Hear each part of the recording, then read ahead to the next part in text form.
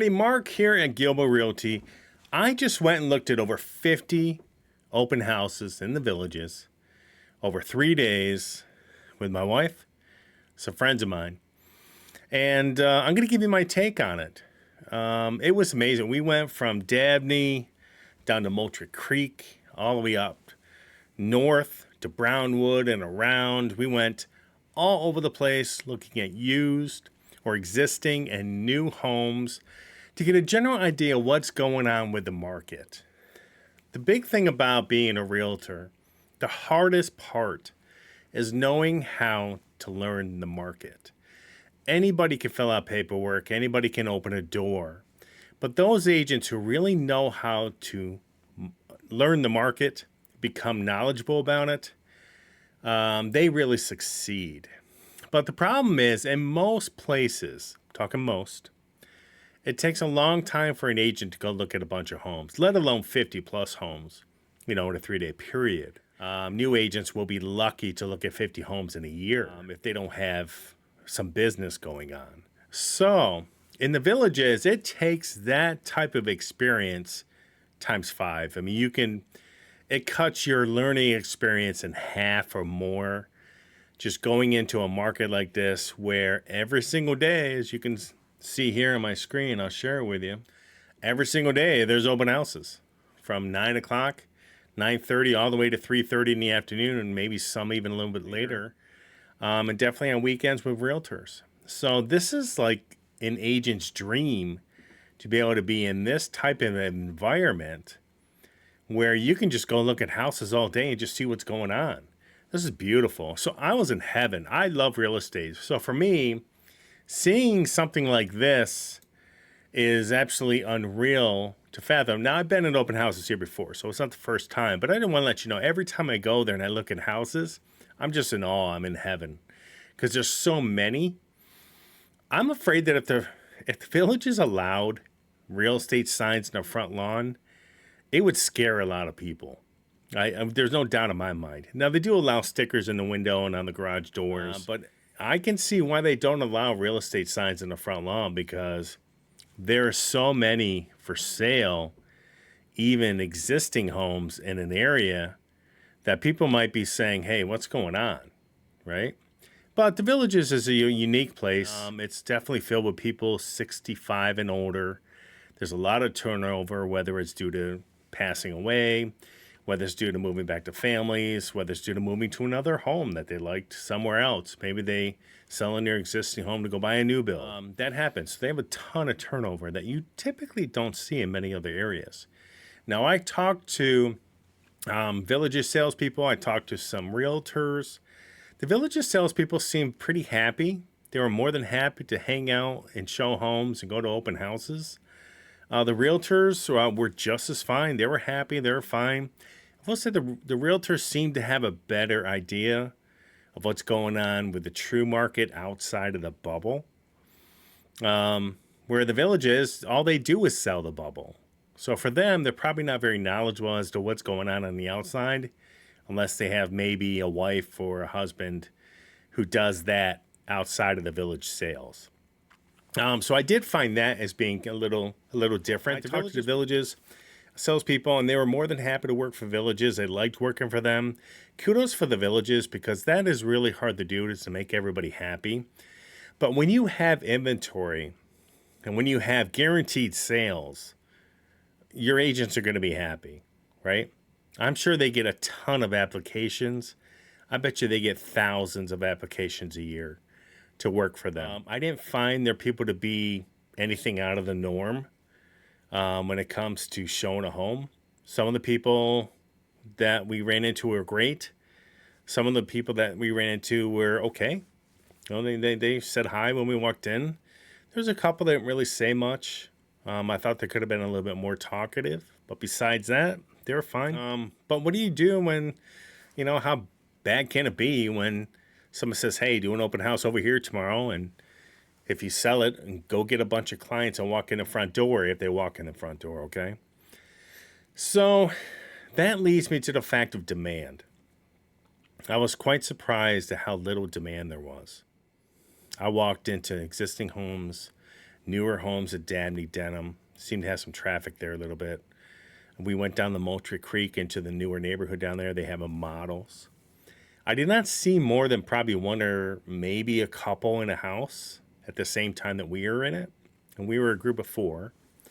We looked at a ton. So the one thing about some of these areas was that you're able to go down here and see, whole streets. They would have 4 or 5 in here in the same area. They probably have 10 to 15 open houses or more in here for the day, as you could see, okay? And I did not see endless traffic, which I was surprised. I thought that in the villages, based on what it's been like over the last 2 years, 3 years due to COVID, that it would be a lot more busy. So it tells me demand has fallen way off in some of these areas. Our house is still selling, yes, but houses are still selling all over the country to a certain extent, but nowhere near what they were a couple years ago. And I'm truly surprised that they're still building so many homes or have plans to build so many homes. And I'll show you a video of the drive down to Eastport. And, they have, a couple miles of cleared land or more ready to build. And they're building down near Moultrie Creek. And they already got homes going up there. They've already sold some, obviously. And that's going to put even more pressure on these guys. Oh, my God. But I will say that one thing I notice about the village is everything takes time to get to it. You have to plan ahead, without a doubt. You can't just leave your house and not have a plan of where you're going to get something. Everything, now, from Dabney, if you wanted to leave the villages and head down 470, this road here, I think that's 470, head down here, you could go find something out of the villages over here, okay? But that wasn't the whole point of the villages. I think that Dabney and Denham would have sold better if there was some kind of retail or maybe even a small store. It doesn't have to be huge. It could have probably put a small store in the post office area. What if you need a gallon of milk? I got to drive 10 miles to go get a gallon of milk. If I hop on my golf court, I got to drive 20 minutes to go get a gallon of milk or more. So for me, it's like there's a few things that probably could have done better to sell this.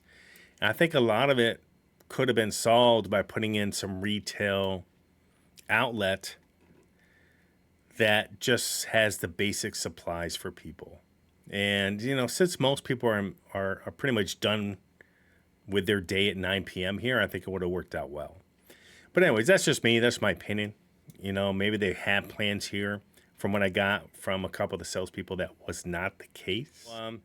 Anyways, we went all over the place. We looked at Chitty Chatty, St. John's. We looked at houses in, DeSoto, Hawk, and Catherine.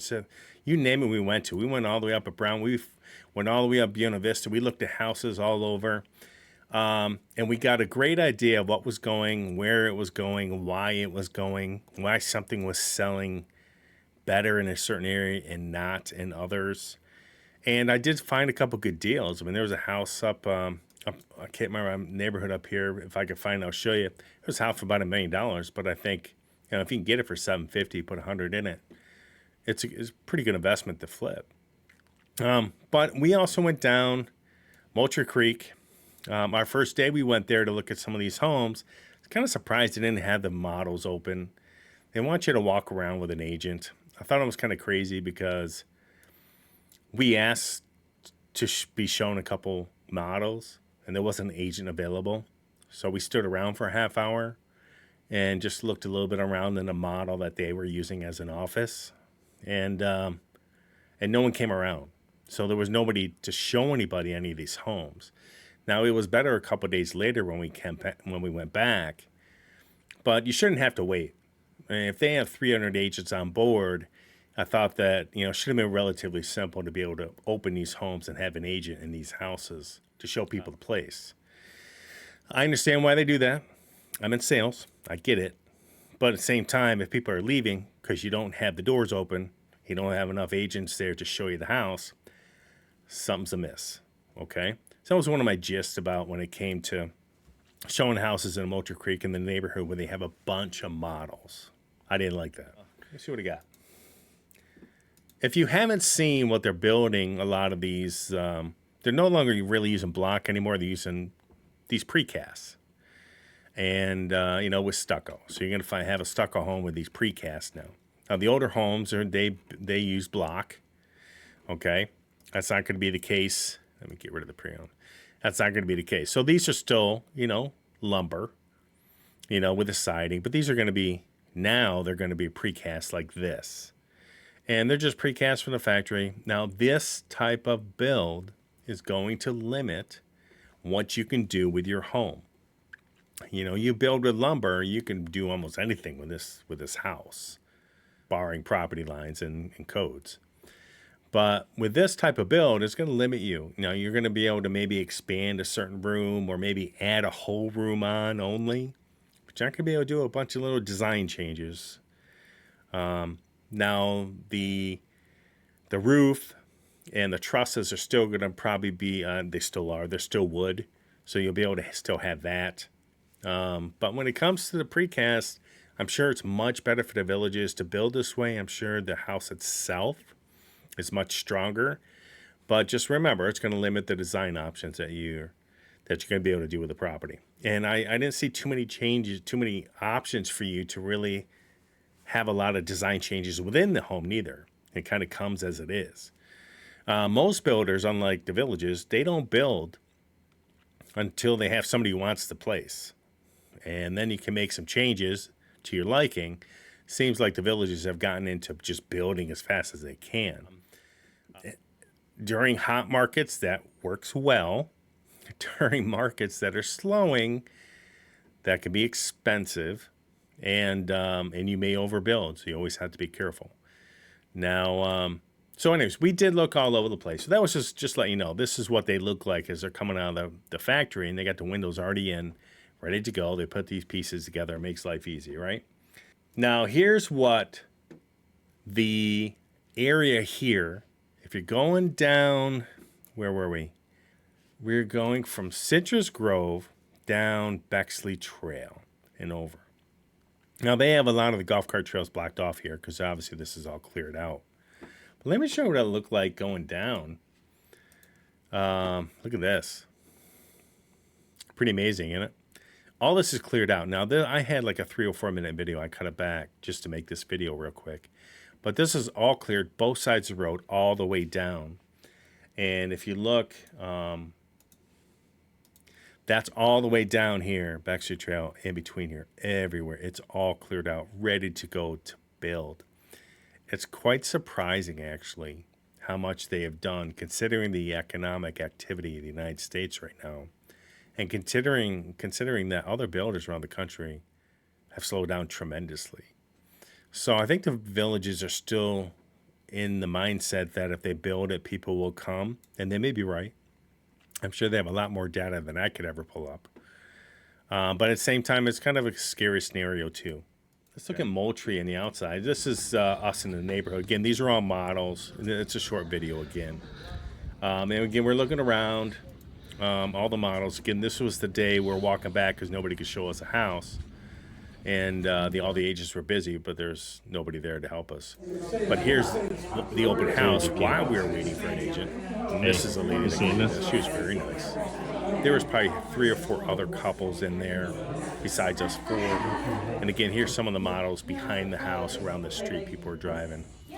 And again, no help. And we weren't able to get in some of the models. Again, we did later. Okay, let's look at this. This is one of the models I like. This was called the Niagara. This is one of the newer styles they have coming on. So I like this house. Only reason why is because everything's tall. The doors are tall and the windows are tall. You get inside, the inside doors are tall. Just walking into another room, it's huge. The ceilings are all vaulted ceilings. Are beautiful. This pool here had an in-ground pool they built, but the problem is they built this house like 15 foot from the back road, which is going to be busy as heaven.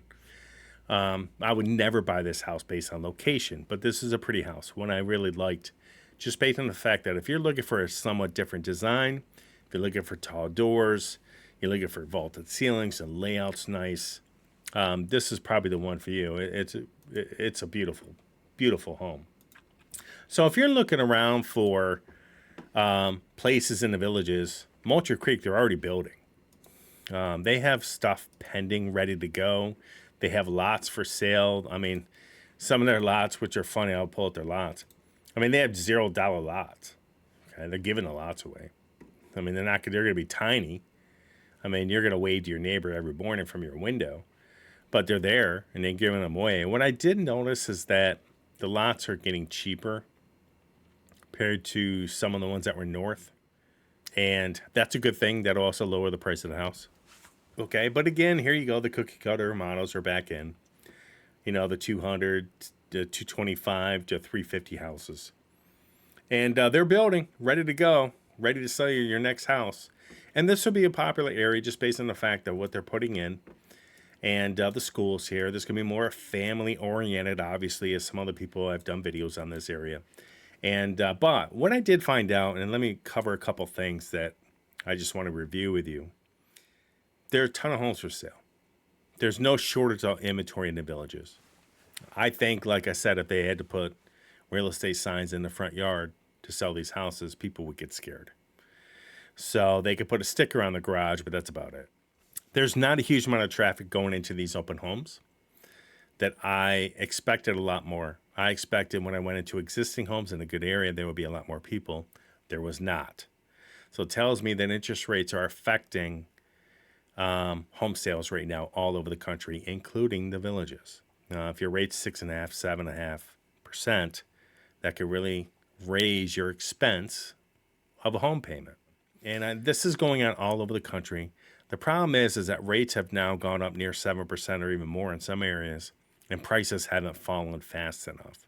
Prices are coming down in the villages. Don't let anybody fool you. The realtors can reset their listing as often as they want. It's not going to change the fact that prices are falling, okay? And that will continue unless rates drop dramatically. Now, I'm not saying drop to 5.5. That's probably not going to help. If they drop to 3.5 again, that might get better. But right now, there's a ton of people that cannot afford to move to the villages. And that's probably why I see them building a lot more lower-end homes, the 250 range. Because that seems to be where people are falling when it comes to income. Now, if you're making 50, 60 grand a year fixed income, retirement fixed income, how much do you want to spend of that on a house? Hopefully, some of these people brought a lot of their, if they had an existing home, they brought a lot of that money with them to put as a good down payment. Some pay cash, obviously. But obviously, the market is changing, and that's just the way it's going. Talk about the village's agents. They all seem very nice. Seems to me they're just door openers, door pushers. They're just there to chauffeur someone around or meet someone in a house and let them in. Now, a lot of people call agents that, but a realtor would do 10 times the work that a village's agent does. That's why they get paid more. They don't write the contracts in the villages. They're really not even seeing them to close.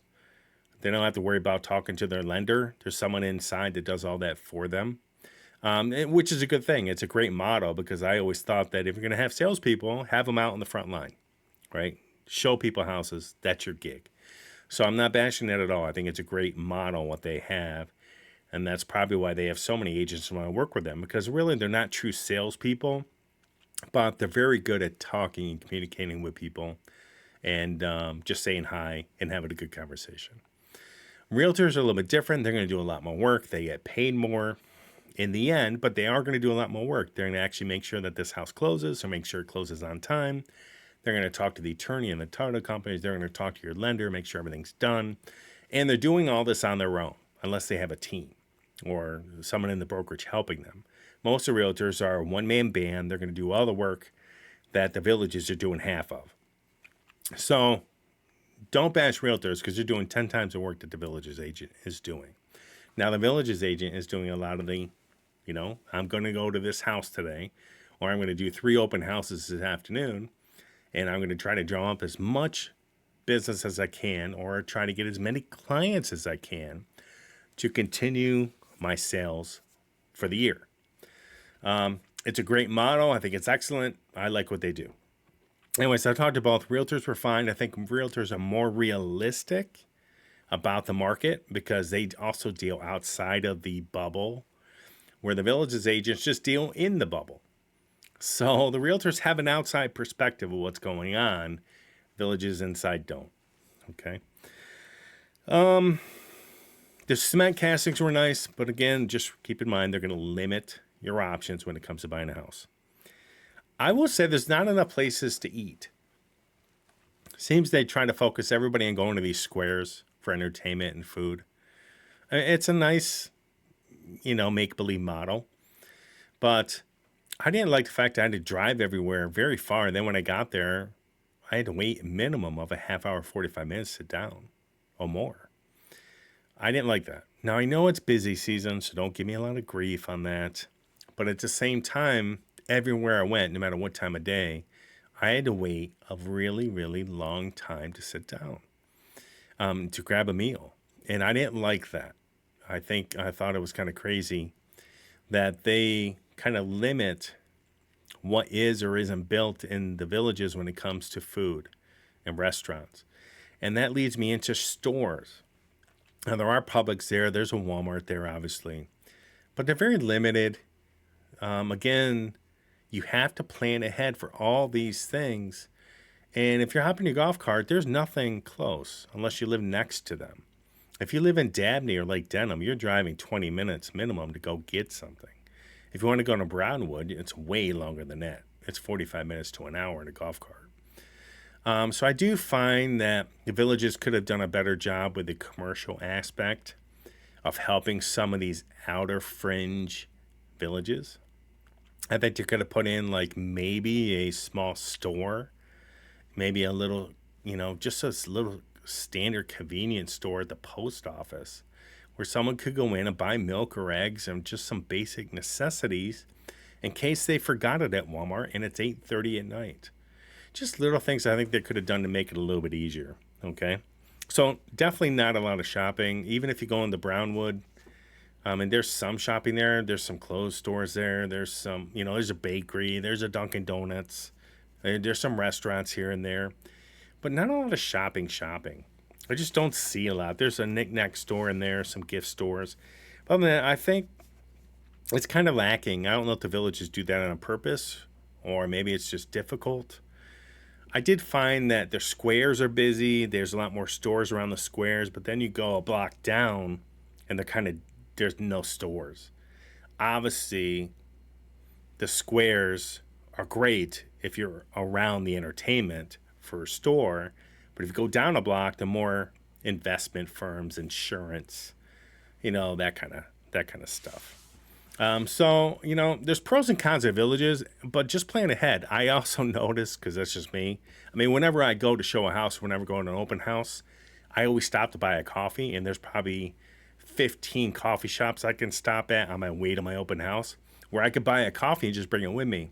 I noticed every single agent, villages, or realtor had a to-go cup of their own. So it tells me I'm not the only one that thinks this way, or maybe they just don't care. It's not a big deal. But if you're going to go to Dabney and you're going to look at some open houses and you don't bring your own water or don't bring your own snack, you may starve to death. Okay? So we may find you out here somewhere, on the road or on the side of the road, dehydrated. So, anyways, that's, there's not much you could say. The Villages is a beautiful place. They've done a great job with it. I am worried that they're overbuilding in some areas. I'm worried that they're building so much at a time where the economy is in question. I understand builders around the country, some of the other builders are doing it too. I know why. I remember 2008, 2007. I'm not saying we're going there. But builders are building as fast as they could. As fast as they could. They were churning over homes while financing and the money was still available. And then demand was still available. So I'm trying to think that they're trying to sell, not just villages, but builders in general, are trying to sell as many homes as they can while the prices are still high and the demand is still somewhat there.